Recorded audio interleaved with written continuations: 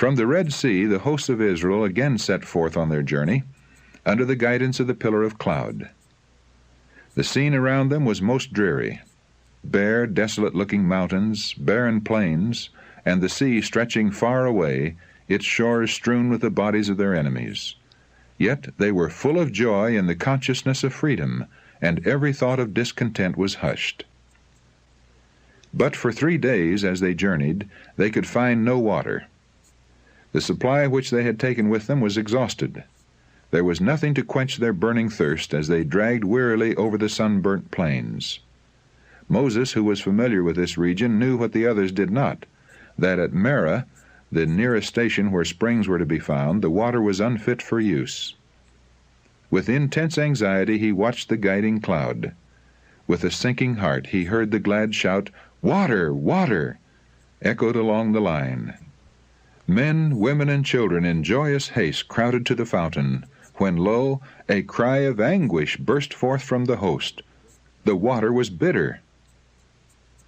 In their horror and despair they reproached Moses for having led them in such a way, not remembering that the divine presence in that mysterious cloud had been leading him as well as them. In his grief at their distress, Moses did what they had forgotten to do. He cried earnestly to God for help, and the Lord showed him a tree which, when he had cast into the waters were made sweet. Here the promise was given to Israel through Moses, "If thou wilt diligently hearken to the voice of the Lord thy God, and wilt do that which is right in his sight, and wilt give ear to his commandments, and keep all his statutes, I will put none of these diseases upon thee which I have brought upon the Egyptians, for I am the Lord that healeth thee." From Marah the people journeyed to Elim, where they found 12 wells of water and 70 palm trees. Here they remained several days before entering the wilderness of Sin.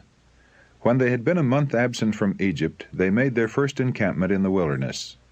Their store of provisions had now begun to fail. There was scanty herbage in the wilderness, and their flocks were diminishing. How was food to be supplied for these vast multitudes? Doubts filled their hearts, and again they murmured. Even the rulers and elders of the people joined in complaining against the leaders of God's appointment. "Would to God we had died by the hand of the Lord in the land of Egypt, when we sat by the flesh pots, and when we did eat bread to the full.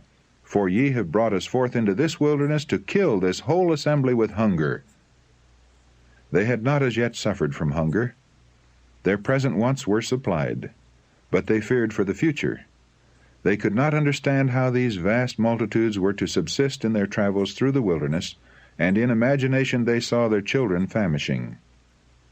The Lord permitted difficulties to surround them, and their supply of food to be cut short, that their hearts might turn to him who had hitherto been their deliverer. If in their want they would call upon him, he would still grant them manifest tokens of his love and care. He had promised that if they would obey his commandments, no disease should come upon them, and it was sinful unbelief on their part to anticipate that they or their children might die of hunger. God had promised to be their God, to take them to himself as a people, and to lead them to a large and good land. But they were ready to faint at every obstacle encountered in the way to that land. In a marvelous manner he had brought them out from their bondage in Egypt, that he might elevate and ennoble them and make them a praise in the earth. But it was necessary for them to encounter difficulties and to endure privations. God was bringing them from a state of degradation and fitting them to occupy an honorable place among the nations and to receive important and sacred trusts. Had they possessed faith in him, in view of all that he had wrought for them, they would cheerfully have borne inconvenience, privation, and even real suffering, but they were unwilling to trust the Lord any further than they could witness the continual evidences of his power. They forgot their bitter service in Egypt. They forgot the goodness and power of God displayed in their behalf in their deliverance from bondage. They forgot how their children had been spared when the destroying angel slew all the firstborn of Egypt. They forgot the grand exhibition of divine power at the Red Sea. They forgot that while they had crossed safely in the path that had been opened for them, the armies of their enemies attempting to follow them had been overwhelmed by the waters of the sea. They saw and felt only their present inconveniences and trials, and instead of saying, "God has done great things for us, whereas we were slaves, He is making of us a great nation," they talked of the hardness of the way, and wondered when their weary pilgrimage would end. The history of the wilderness life of Israel was chronicled for the benefit of the Israel of God to the close of time. The record of God's dealings with the wanderers of the desert in all their marchings to and fro, in their exposure to hunger, thirst, and weariness, and in the striking manifestations of His power for their relief, is fraught with warning and instruction for His people in all ages. The varied experience of the Hebrews was a school of preparation for their promised home in Canaan. God would have His people in these days review with a humble heart and teachable spirit the trials through which ancient Israel passed, that they may be instructed in their preparation for the heavenly Canaan. Many look back to the Israelites and marvel at their unbelief and murmuring, feeling that they themselves would not have been so ungrateful. But when their faith is tested, even by little trials, they manifest no more faith or patience than did ancient Israel. When brought into straight places, they murmur at the process by which God has chosen to purify them. Though their present needs are supplied, many are unwilling to trust God for the future, and they are in constant anxiety lest poverty shall come upon them, and their children shall be left to suffer. Some are always anticipating evil, or magnifying the difficulties that really exist, so that their eyes are blinded to the many blessings which demand their gratitude. The obstacles they encounter, instead of leading them to seek help from God, the only source of strength, separate them from Him, because they awaken unrest and repining. Do we well to be thus unbelieving? Why should we be ungrateful and distrustful? Jesus is our friend. All heaven is interested in our welfare, and our anxiety and fear grieve the Holy Spirit of God. We should not indulge in a solicitude that only frets and wears us, but does not help us to bear trials. No place should be given to that distrust of God which leads us to make a preparation against future want the chief pursuit of life, as though our happiness consisted in these earthly things. It is not the will of God that His people should be weighed down with care. But our Lord does not tell us that there are no dangers in our path. He does not propose to take His people out of the world of sin and evil, but He points us to a never-failing refuge. He invites the weary and care-laden, "Come unto me, all ye that labor and are heavy laden, and I will give you rest." Lay off the yoke of anxiety and worldly care that you have placed on your own neck, and take my yoke upon you, and learn of me, for I am meek and lowly in heart, and ye shall find rest unto your souls. Matthew chapter 11, verses 28 and 29. We may find rest and peace in God, casting all our care upon Him, for He careth for us. See 1 Peter chapter 5, verse 7.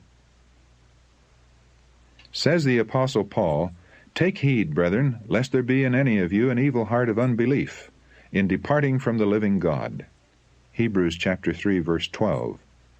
In view of all that God has wrought for us, our faith should be strong, active, and enduring. Instead of murmuring and complaining, the language of our hearts should be, "Bless the Lord, O my soul, and all that is within me, bless His holy name.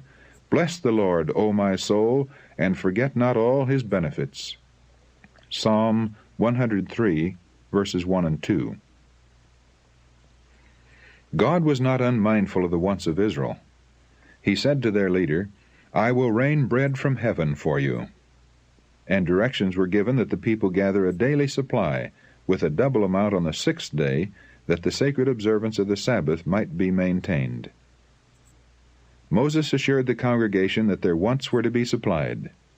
"The Lord shall give you in the evening flesh to eat, and in the morning bread to the full." And he added, "What are we? Your murmurings are not against us, but against the Lord." He further bade Aaron say to them, "Come near before the Lord, for He hath heard your murmurings." While Aaron was speaking, they looked toward the wilderness, and behold, the glory of the Lord appeared in the cloud. A splendor such as they had never witnessed symbolized the divine presence. Through manifestations addressed to their senses, they were to obtain a knowledge of God. They must be taught that the Most High, and not merely the man Moses, was their leader, that they might fear his name and obey his voice. At nightfall, the camp was surrounded by vast flocks of quails, enough to supply the entire company. In the morning there lay upon the surface of the ground a small round thing, as small as the hoarfrost. It was like coriander seed, white. The people called it manna. Moses said, "This is the bread which the Lord hath given you to eat." The people gathered the manna and found that there was an abundant supply for all. They ground it in mills or beat it in a mortar, and baked it in pans and made cakes of it. Numbers chapter 11, verse 8. And the taste of it was like wafers made with honey. They were directed to gather daily an omer for every person, and they were not to leave of it until the morning. Some attempted to keep a supply until the next day, but it was then found to be unfit for food. The provision for the day must be gathered in the morning, for all that remained upon the ground was melted by the sun. In the gathering of the manna, it was found that some obtained more and some less than the stipulated amount. But when they did meet it with an omer, he that gathered much had nothing over, and he that gathered little had no lack. An explanation of this scripture, as well as a practical lesson from it, is given by the Apostle Paul in his second epistle to the Corinthians. He says, "I mean not that other men be eased, and ye burdened, but by an equality, that now at this time your abundance may be a supply for their want, that their abundance also may be a supply for your want, that there may be equality, as it is written, He that hath gathered much had nothing over, and he that had gathered little had no lack." 2 Corinthians chapter 8, verses 13 to 15. On the 6th day the people gathered 2 omers for every person. The rulers hastened to acquaint Moses with what had been done. His answer was, "This is that which the Lord has said, Tomorrow is the rest of the holy Sabbath unto the Lord. Bake that which ye will bake today, and seethe that ye will seethe, and that which remaineth over lay up for you to be kept until the morning." They did so, and found that it remained unchanged. And Moses said, "Eat that today, for today is a Sabbath unto the Lord. Today ye shall not find it in the field. 6 days ye shall gather it, but on the 7th day, which is the Sabbath, in it there shall be none." God requires that his holy day be as sacredly observed now as in the time of Israel. The command given to the Hebrews should be regarded by all Christians as an injunction from Jehovah to them. The day before the Sabbath should be made a day of preparation, that everything may be in readiness for its sacred hours. In no case should our own business be allowed to encroach upon holy time. God has directed that the sick and suffering be cared for. The labor required to make them comfortable is a work of mercy and no violation of the Sabbath. But all unnecessary work should be avoided. Many carelessly put off till the beginning of the Sabbath little things that might have been done on the day of preparation. This should not be. Work that is neglected until the beginning of the Sabbath should remain undone until it is past. This course might help the memory of those thoughtless ones, and make them careful to do their own work on the 6 working days. Every week during their long sojourn in the wilderness, the Israelites witnessed a 3-fold miracle, designed to impress their minds with the sacredness of the Sabbath. A double quantity of manna fell on the 6th day, none on the 7th. And the portion needed for the Sabbath was preserved sweet and pure, when, if any were kept over at any other time, it became unfit for use. In the circumstances connected with the giving of the manna, we have conclusive evidence that the Sabbath was not instituted, as many claim, when the law was given at Sinai. Before the Israelites came to Sinai, they understood the Sabbath to be obligatory upon them.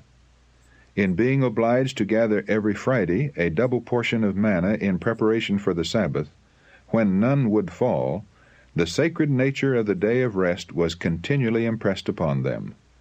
And when some of the people went out on the Sabbath to gather manna, the Lord asked, How long refuse ye to keep my commandments and my laws?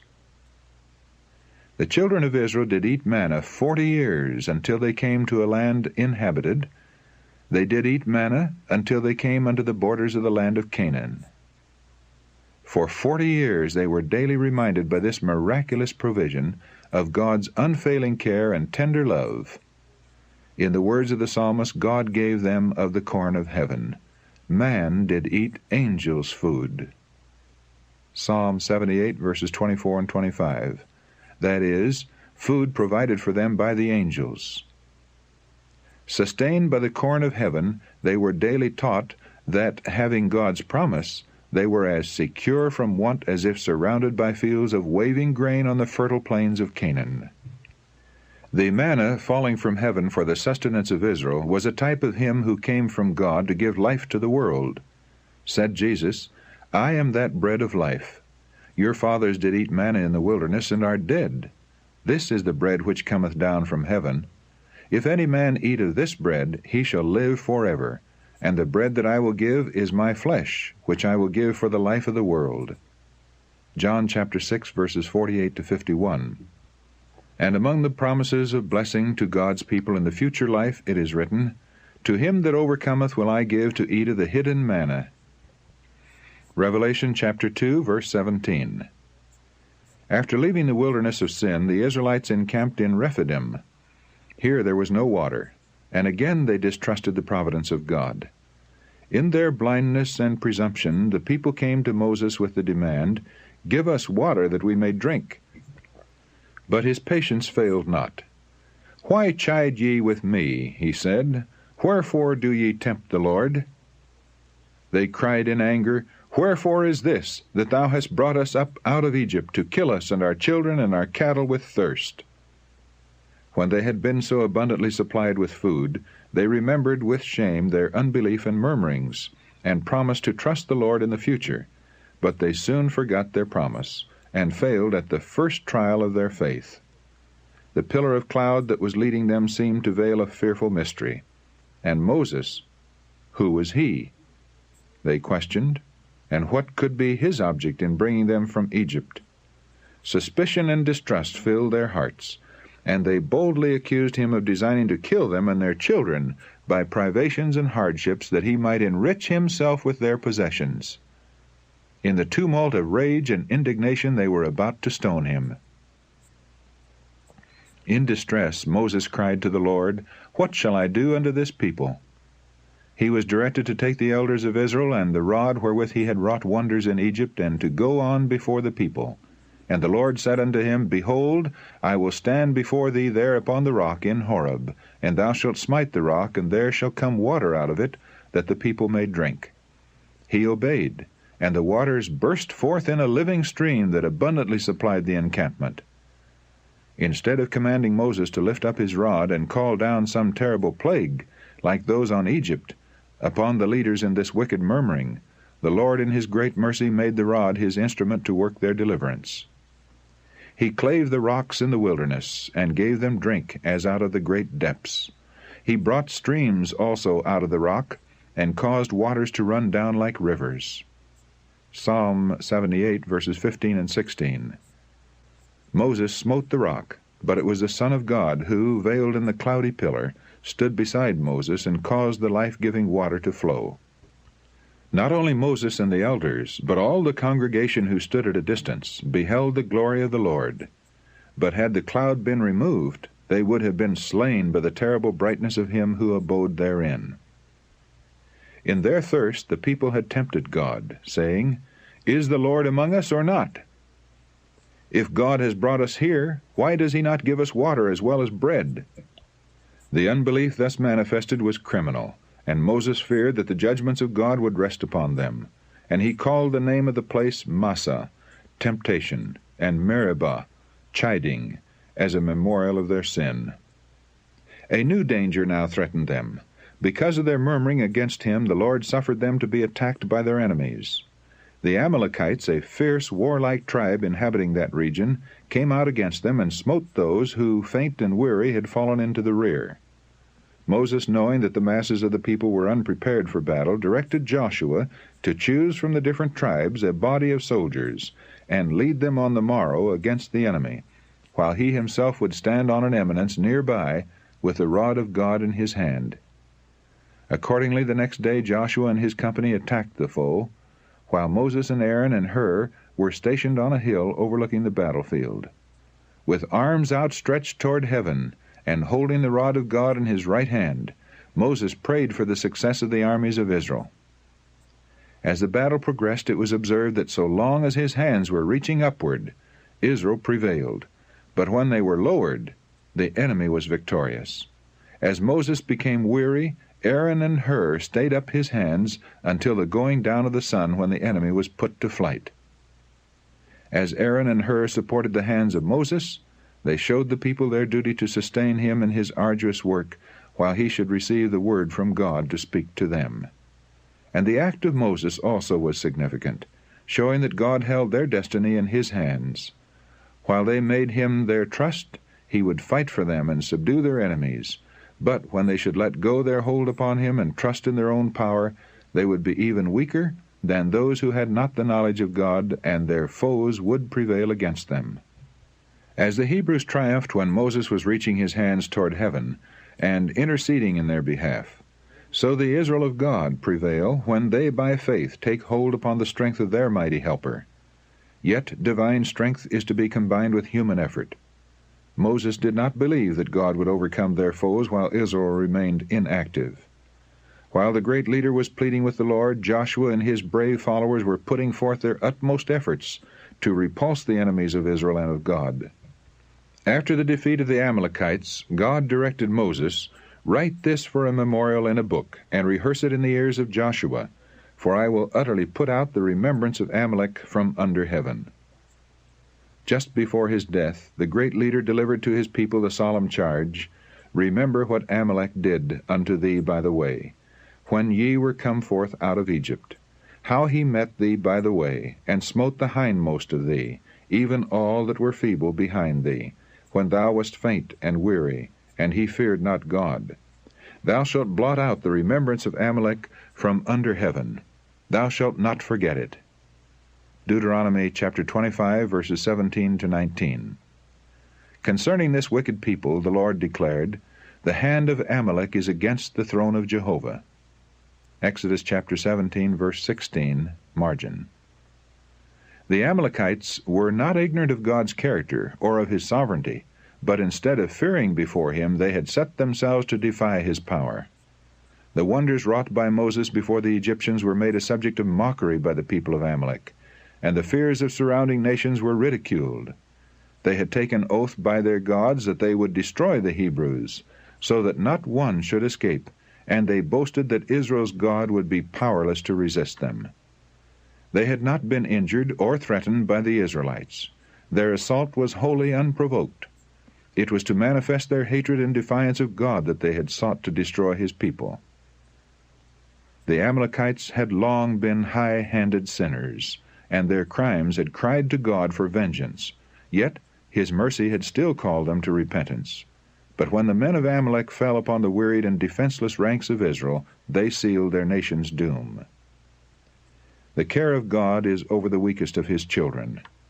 No act of cruelty or oppression toward them is unmarked by heaven.